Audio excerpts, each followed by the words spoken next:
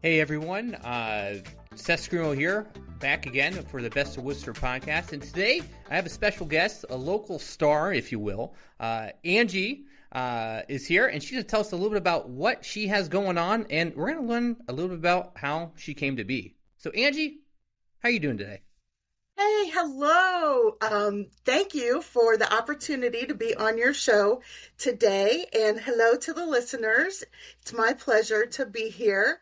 And I'm a local Wayne County girl who had a crazy dream of owning her own business and doing her own thing. And I've had the fortunate pleasure to be a master business coach for the last 12 years now, which is hard to believe.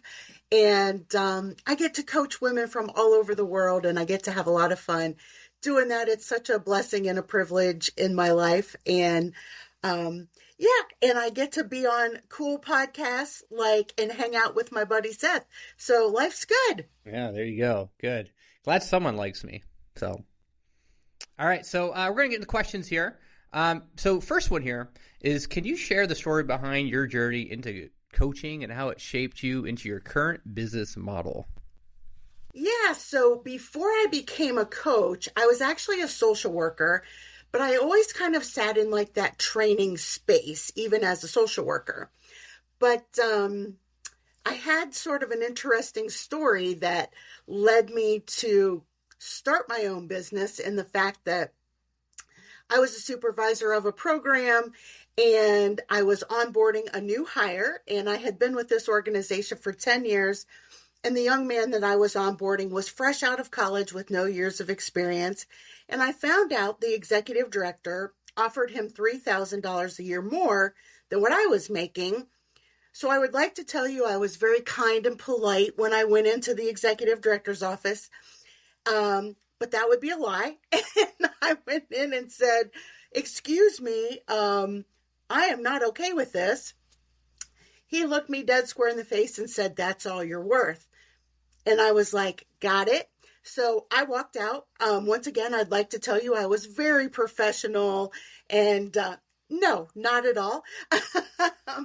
4 days later, I had my LLC. I haven't looked back since, because no one was ever going to tell me that's all you're worth ever again. And so now I got into the coaching space, and like many coaches do, started off thinking that I knew exactly what I was doing.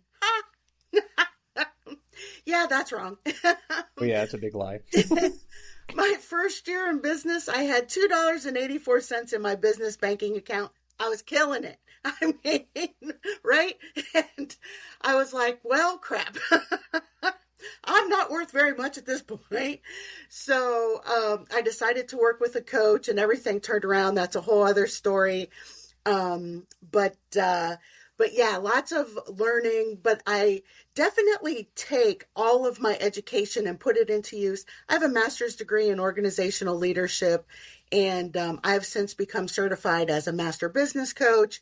And I'm a lifelong learner. As a coach, I always have a coach, so constantly learning and developing throughout my new career path. Oh yeah, so even the top athletes in the world, they have multiple coaches. Yeah. I think having a coach is like the ultimate life hack, if you will, right? Yes. So next question here is, watching God's purpose for your life play out is a profound statement. How would you stay aligned with that purpose? Yeah, so my whole entire business is built on Matthew 17:20. And that's, to break it down real simply, is if you have faith the size of a mustard seed, you say to the mountain, "Move," and it shall be done. And so the tagline for my business is, "Together we'll move mountains." And the together part is, it's kind of twofold. It's personal to me, because together, that's me and God. And then together, then he gives me the talent, skills, and abilities to then accurately and effectively make an impact in my clients' lives. So I can't do it without him and all the gifts that he has given me. Oh, for sure. We have to use the gifts that God gives us to do his will, right? Yes. Yes. So next question here is, what's the core philosophy behind your approach to coaching women in business? So it really boils back to that's all you're worth and that comment, because my story is not unique, unfortunately. And I typically, the woman who I am working with, she also has some type of adversity story as to why she started her business. And so I am on a life, like my mission in life is to flip the script, change the narrative, change the paradigm. And I'm not saying I want the entire table. I'm just saying women need to have a place at the table. I don't need the whole table. I just want a seat. And then I personally believe that women should start on top of the glass ceiling. I get so tired of saying shatter the glass ceiling and hearing that, nah, that's yesterday's news. Let's start on top of the glass ceiling, because then we are limitless. Then we are unstoppable. I actually am wearing a shirt today that says unstoppable. Shout out to Wicked. Yeah, yeah, right. Limitless. Exactly, exactly. So now let's talk about some of your success here. All right, give yourself a pat on the back. So you've achieved a remarkable success of about 93% retention rate, and which is a huge high customer lifetime value. Yes. What's the secret to creating such a strong relationship with your clients? Well, it's twofold. Details, details, details, details. Every little detail matters. And that all plays out in how I am serving them, paying attention to their details, making sure that I am delivering a program that is full of details that matter to them. And so many times coaches get caught up in, this is what I want to do. It's not about me.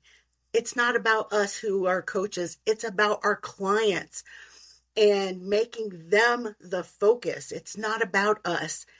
They hired us because we have knowledge, skills, and abilities they don't.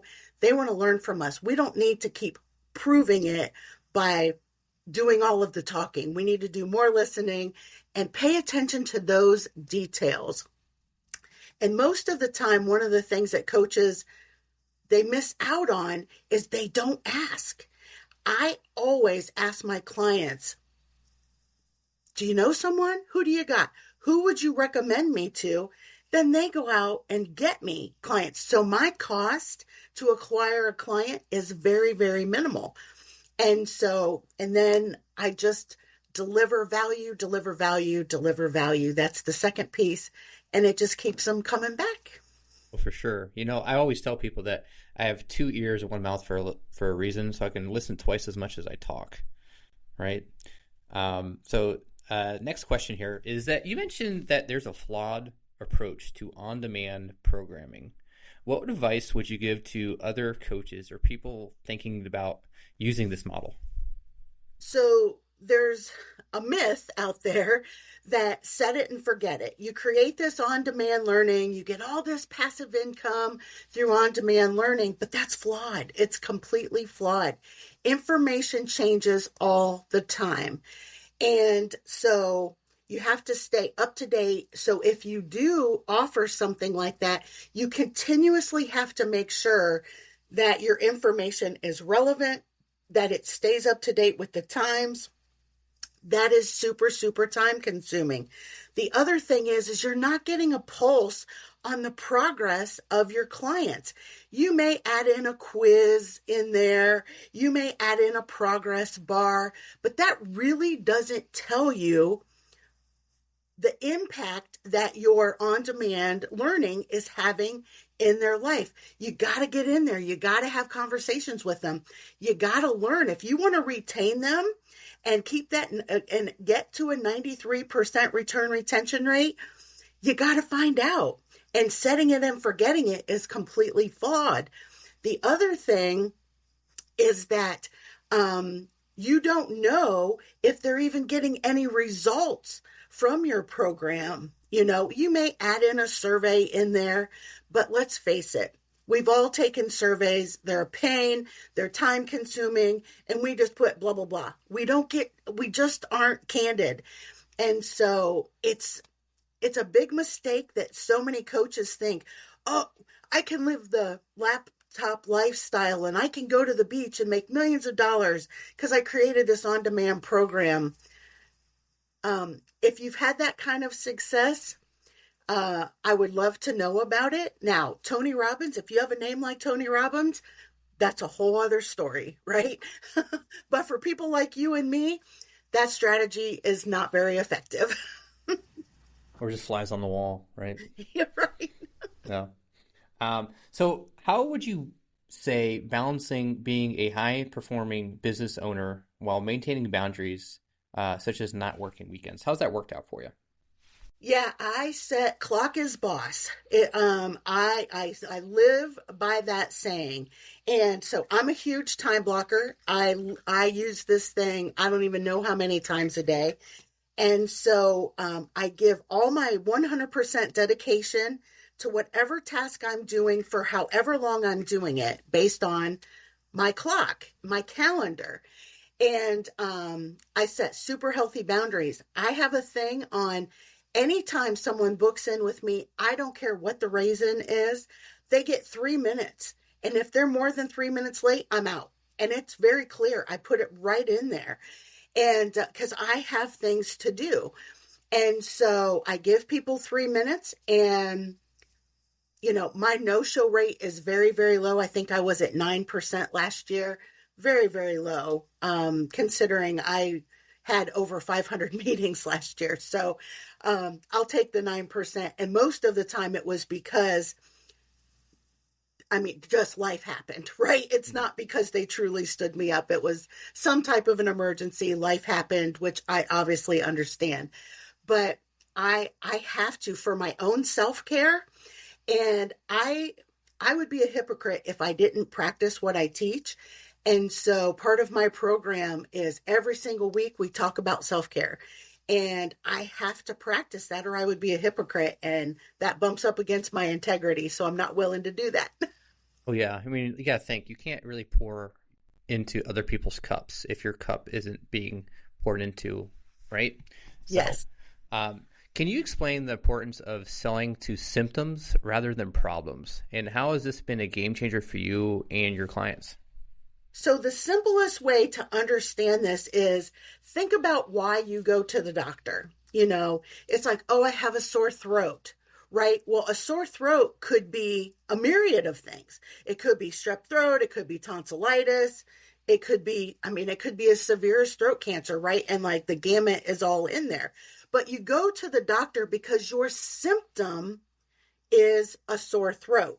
And then it's up to the doctor, the expert, to tell you what the problem is. And so the problem could be a myriad of things. And just because you had a sore throat yesterday doesn't mean the results of that sore throat is going to be the same tomorrow. You could have a different diagnosis. You could have a different problem. And where so many business owners get this wrong is they speak to the problem. The problem is you have strep throat.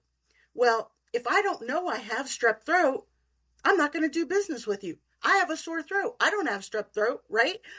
And so you got to speak to the symptoms. What is it that they're experiencing? And so my clients are experiencing sleepless nights because they're not bringing in the revenue that they want, and they're worried about their finances. My clients' problems is they're stressed out because they just desperately want their business to be successful. And they've tried everything and they're just not sure what's going on. Those are symptoms. And then it's up to me, the expert, to tell them and explore with them what the problem is. And it could be a multitude of problems. Then we work on solving those problems. Makes sense.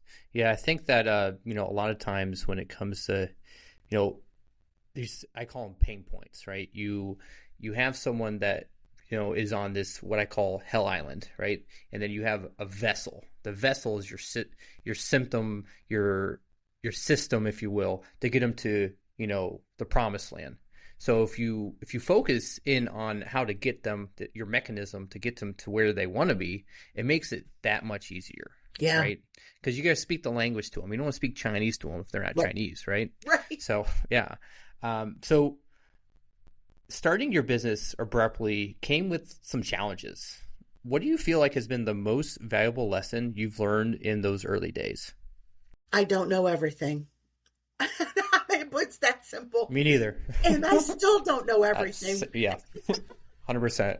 And so you got to put your ego aside, and just surrender to the fact that I don't care who you are, unless you're God, you don't know everything.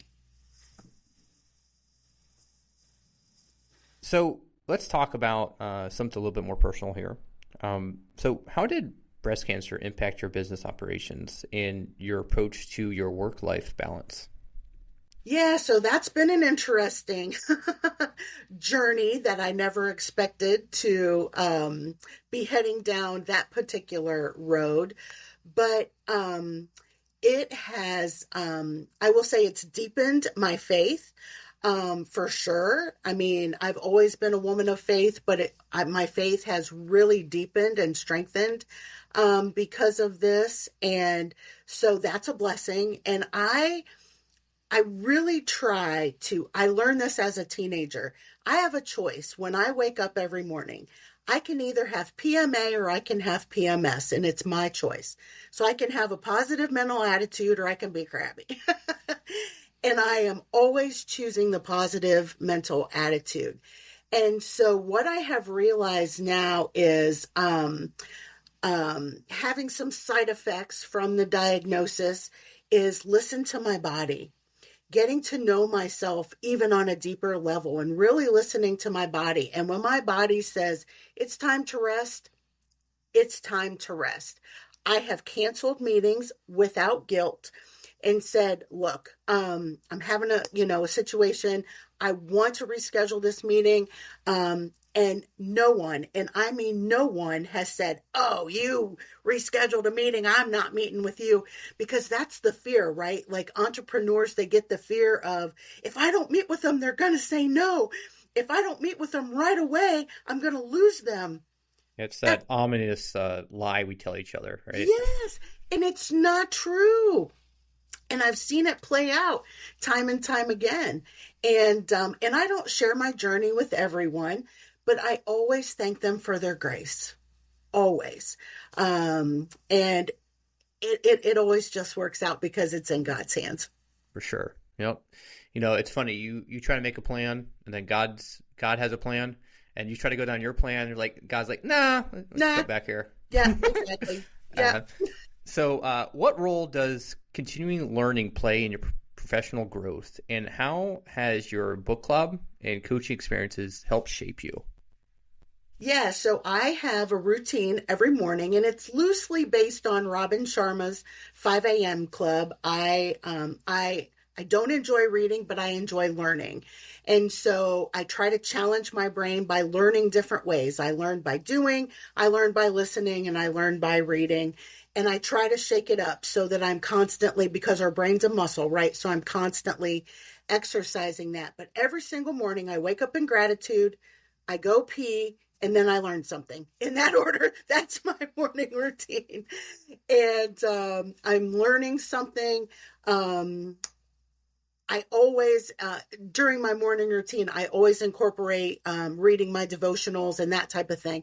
But I'm also learning something else. It could be something that I'm working on in my coaching program. It could be a book that I'm reading. It could be preparing for the book club. But I love to engage in challenging conversations as well. And it's like, look, this is what I took away from that learning. What did you take away? Because then you gain even more nuggets, which is why I love the book club. But continuous learning is one of the most effective uses of your time. Oh, for sure. If you're not learning, then you're never going to move forward, right? So your involvement with Tri-Way local schools and the local chambers has been, pretty inspiring. How do you see that these commitments have aligned with your personal and professional mission? Yeah, so I mean, I am the girl with the purple hair, That's and true. it aligns very well with Triway.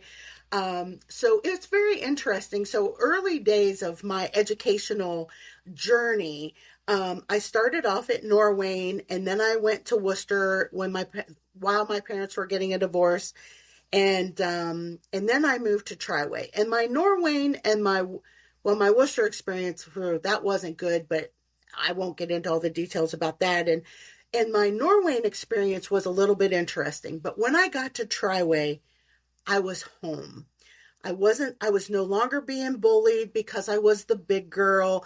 I was no longer being bullied for whatever reason. Kids can be cruel. And everyone just accepted me for who I was. They welcomed me, and so I instantly gained this affinity for the Triway community. And so I'm a graduate of Triway, and I was co-chair of Friends of Triway for many years. I'm president of the Alumni Association, and now I'm on the Board of Education. And it's where I just see such a positive return on my investment of my time. It just makes such a positive impact on my life. I see the positive impact it has on our children and on the greater Triway community. And I just could go on and on. I love it so much. And then the Orville area Chamber of Commerce, I mean, they are a dream. They are just a dream to work with. And they're open to new ideas. I love collaborating with them on different things. And it's really just, it keeps you connected back to the community. And for someone like me who works in my office all day long, I work with women from all across the world. It's nice to be able to have those in-person conversations and get back out into the community.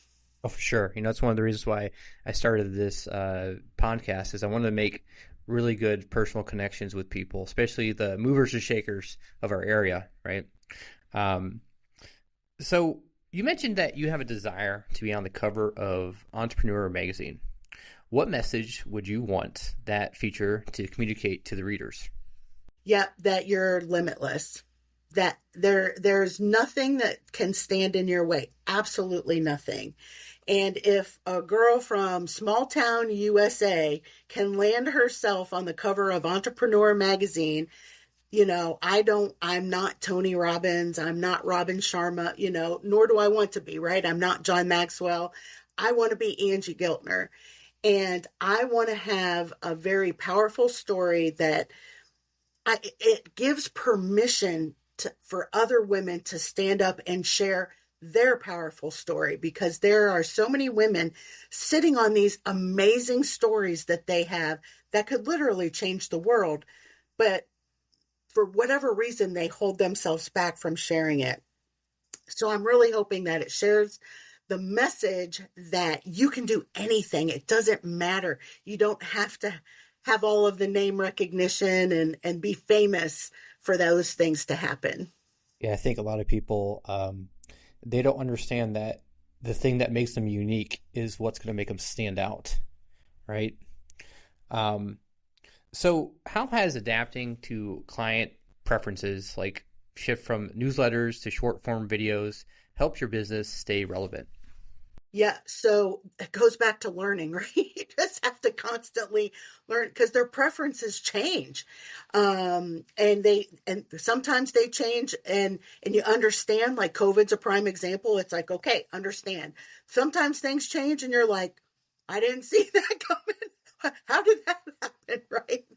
But that's where, if you're sitting in the space of on-demand learning, you're missing out on those opportunities to have those conversations to find out. And it's like, what do you prefer? Because it can change. Segmenting your audience to those preferences makes a huge difference, because some audience members want newsletters, some want long form videos, some want short form videos. Some, it's like, look, I'll reach out to you whenever I want information, but you've got to know those types of things. And that was a hard lesson for me to learn, because I used to just set it and forget it with a newsletter, and I was missing the mark.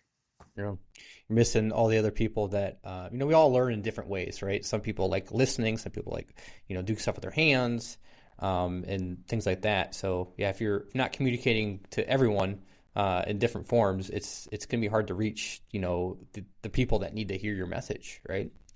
So what's one piece of advice you wish that you received before starting your business? Yeah, so I wish I would have learned a long time ago what it meant to provide value. When I first started out, I thought value meant add more things and increase the price, right? Okay, that was wrong. It's set your price, and then find ways to add value in there. And so one example is that personal attention to detail. So I use a project management system for all of my clients, and I communicate with them in between coaching sessions. And I'm paying attention to all the little details that they're sharing in there. That's providing value. Just those little extra things, those little customer service extra things. And I really didn't understand. And for everyone, providing value is going to look a little different. So it's not a one size fits all. I don't like one size fits all anything, but it's not a one size fits all. That's just one example that works in my business. But providing value in your business could look like something different, but really understanding what it means to provide value. For someone that's listening and wanting to start a similar business, what would be the first steps that they should take? So don't make the same mistakes that I did and go it alone. Or you're going to end up with $2.84 in your bank account like I did. Maybe 3 if they're lucky, right? Exactly. And I thought I knew it all. I am the queen. My dad will tell you all day long, I'm the queen of learning lessons the hard way, but sometimes that's how I learn best. And because then things really stick, right? When they kind of kick you in the booty. So don't try to go it alone, because you are going to save yourself so much time and so much money. And yes, does it cost money to be able to learn and work with a coach like me? 100%. Is it worth it? 1000%. Because the frustration and the time, you're going to get results quicker, and you're not going to have those sleepless nights like I went through. If you've ever experienced them, they suck. I don't recommend them for anyone. No. And also, I've used coaches my whole career as well. It gives you direction. That way you're not making mistakes. Because if you think it's expensive to work with a coach, try going through it alone and making the same mistakes over and over again and realizing what you could be, right? Yes. Yes. Well said. Yeah. So, one of your goals is hosting an international retreat, which sounds super exciting, first of all. What's your vision for these events, and how do they tie into your long-term goals? Yeah, so actually in August, I'm going to be hosting my very first retreat out in Sonoma, California. And this is going to be very limited. It's not, yes, will women be coming from all over the world? Absolutely. But it's going to be limited to 30 women so that every woman can get that one-on-one, that attention, and her details, because once we talked about already, cookie cutter approaches, they don't work. They just don't work. And so the goal is for her to leave with a plan that's going to totally knock out her 2026. And it's going to be her most successful year yet, because she's done the work. She's done a plan. I'm all about reverse engineering goals, which takes a heap of time. We're going to get clear on that. I don't do anything unless it's fun. So of course it's going to be a fun time. Right? What's the point? If it ain't fun, don't do it. Yeah. But there's 3 of us coaches that are going to be out in Sonoma in August, and we just can't wait, because we know the impact is going to be massive, and we just can't wait to see the success that comes out in 2026 from the women who attend. Yeah, sounds like a fun time. So, now you've credited several people to your success. Could you share how they've helped influence your journey and why it's important that you recognize them? Yeah, so for one, my dad, hands down for sure. He's really molded me into the person that I am today. So every time I make a mistake, I say, you made me this way. That's right. It's your fault, not mine. Of course I joke. But for sure, it's super, super influential in my life. All of the coaches that I have had an impact on me, even the ones I've had to fire. Because it's like learning and it's like, nope, this is not a good fit. You're not delivering on what I paid you for. And so firing coaches.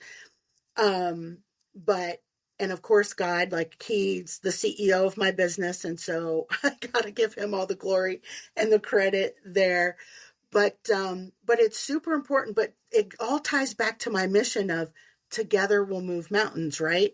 And I have so much support, local support. I have international support, people who I can pick up the phone and say, okay, got a situation. How would you handle this? Need some support, guidance, whatever. And they all play such an important role. So, because sometimes when you're an entrepreneur, you can feel like you're on an island. It is such a lonely, lonely experience. But I choose different. I choose to surround myself with this amazing community of support because let's face it, we all have hard days and we need our soft place to land. Oh yeah, right. You got to create that tribe, if you will, right? Which brings me to my next question here is how has having a strong network of collaborators and supporters contributed to your business growth? Yeah. So, I mean, like I just said, going it alone is definitely the hard way, right? It's like crawling through cut glass every single day. And some days the cuts are going to be deeper than others. So, going out looking for opportunities. Like I have done some amazing collaborations with people who sit in very different spaces, like sustainability. I did this whole collaboration with someone who sat in the sustainability space. Not my area of expertise, not my focus, but we hosted this international webinar and it was astonishing of how we were able to bring something very unique. Me as the master business coach, her as the sustainability expert, and talk to people who value sustainability and how the two really can grow someone's business. And so really getting creative and don't limit yourself because, if you would have told me 5 years ago, I would have done such a collaboration, I'd have been like, that doesn't make sense at all. But open your eyes, look for those unique opportunities and see what you can create beautifully together. Oh, for sure. Yeah. So recently, the past couple of years, I've done a couple of collaboration projects with some other fitness professionals, and we've created these books, right? And I know that you have a book as well. This question isn't really on here, but what made you decide to write a book? So it was COVID, and what else were you going to do? I was Right? like, oh my goodness. So I hired a coach. His name was Jim Edwards, and I said, okay. I didn't have any clients at the time. It was during a time when we really weren't allowed to leave our homes, and it was the whole thing. And I thought, I'm going to make good use of my time, and I'm going to learn how to write a book. And I got into it. I wrote my book in 7 days. Don't recommend that. Really don't recommend that. But once again, it's not like I had anywhere else to go or anything else to do. So my fingers were on fire and the words were just flowing. So I just went with it. And then I became a best-selling author in 72 hours, which I was super, super proud about. And because in order to do that, you have to sell 10,000 copies. And so that was a whole learning experience in and of itself. And if it wasn't for Jim, I'm convinced it would have never happened. It's so cool too, because then he had me on his podcast talking about my experience working with him and how I was able to make all that work with his help. And that was like the highlight of my life. I'll tell you, it was so cool to be on his podcast. But, yeah, I just decided, and I thought, I have a triumph story that might inspire other women. And so I thought, why not? Yeah, no, for sure. So let's talk about some fun stuff here. So it's Friday night, and Leroy's sounds like a great place to unwind. What's your go-to order there? Yeah, pizza and pitcher of Bud Light. Right, all right. Just being honest. Hey, Friday night, doing it right, right? Yep. All right, so we touched on this earlier. So Wicked is your favorite movie. How has its story or themes inspired you personally and or professionally? Yeah, so I just love the message because in many ways, I felt like Alphaba, where because I look different and my personality is big, right? Like I just, when I walk in a room, people know, and so I've been bullied and I've been talked about and, even as an adult, I could share stories for days about even my bullying as an adult was actually worse than as a child. But so in many ways, I really could relate to her and being different, but yet having so many gifts to share. And it took one or two people to really recognize my value and my worth that gave me the confidence and the courage to really step out and become unstoppable, as my shirt says today. So in just so many ways, it's such a beautiful story and it's triumph. I love that good triumph story and becoming the hero of your own story. But you can't do it alone. That we'll circle back to that again. Exactly. You just can't do it alone. Can't, no, for sure. So do you have anything coming up that our listeners need to know about? So other than the retreat, in August, that's probably like the biggest thing that I have going on. Yeah, I mean, I'm always getting into fun little things but locally in June, Networking Empowers Women is having a mini conference. And so Networking Empowers Women is through the Orville Chamber. And so that's a big thing locally for the Wayne County area. It's an amazing mini conference for women. And we have some great speakers. I happen to be one of the speakers this year. And so that's going to be a fun thing the first Friday in June. Cool. So how can people find you? Yeah, the best way to find me is just angiegiltner.com, or you can find me on LinkedIn, Angie Giltner. Super easy to find, make contact. I would just love to have a conversation. I mean, I know people say this all the time and it makes me crazy because it makes the rest of us who are credible, there's no sales pitch, and people say that all the time. And the next thing you know, you're getting pitched. I genuinely care about building relationships. I promise you there's no sales pitch. And if I lie, you can smear me all over social media. Yeah. Well, I think it's funny you say that. I think that a lot of people, they feel intimidated asking for help, right? And so whether we can help them or not, we have to be completely honest with them. And if it's a good fit, we're going to make a recommendation. If it's not a good fit, we're going to tell them what the next step should be. So that way, maybe later down the road, we could be a good fit. Yep, right? Absolutely. All right, Angie. Well, thank you so much for being on my show. You're a blessing. And yes, so there you have it, folks. It's a little bit about Angie, kind of what's going on in her world. Again, if you need any contact information to get a hold of her, you can reach out to myself at 330-221-1547. And you guys have a great day. Thanks.